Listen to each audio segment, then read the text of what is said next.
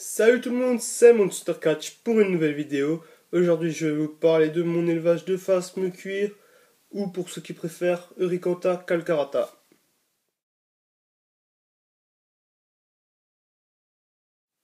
Les phasmes cuir sont nocturnes, donc ils ont besoin d'une cachette à tronc de liège comme moi j'ai, ou une grotte aménagée, ce qu'on peut acheter en animalerie.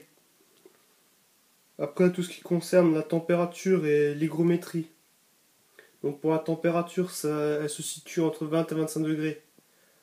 L'humidité va se situer entre 70 et 80%.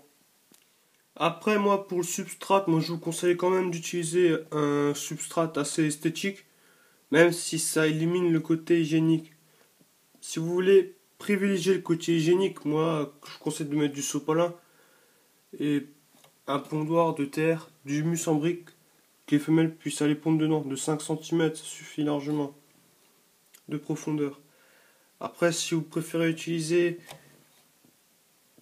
le côté esthétique, utilisez de l'humus en brique dans tout le terrarium. Ce sera vachement esthétique et ça crée vraiment un milieu forestier, un sol forestier. Pour la nourriture, ils ont un régime assez varié. Donc moi, j'essaie de varier aussi dans le terrarium leur régime. Donc je mets des ronces, de la fougère, du lilas, de l'arbre à papillon, du lierre et du chêne. Comme ça varie et ils ont à peu près tout, la gamme de ce qu'ils mangent. Après, pour la maintenance, les plantes, je les mets dans une petite bouteille avec de l'eau au fond pour que les feuilles ne fanent pas trop vite et ça les garde verts, du moins tant qu'il y en a.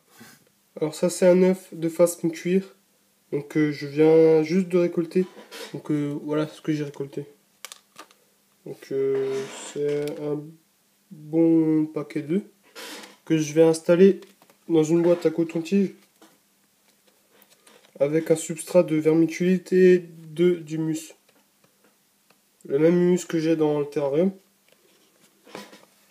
Donc humidifié, donc pour avoir une hygrométrie de 70 à 80% et une température entre 21 et 25 degrés.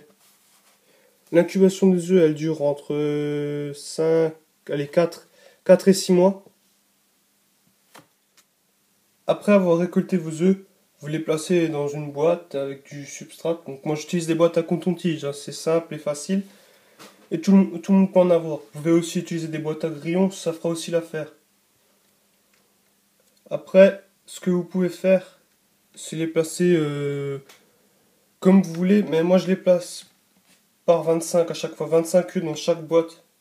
Donc après, vous datez les œufs, donc quand vous les avez ramassés, ça évite de vous y perdre parce que les phasmes pondent dans leur vie jusqu'à 600 œufs. Donc c'est déjà pas mal quoi.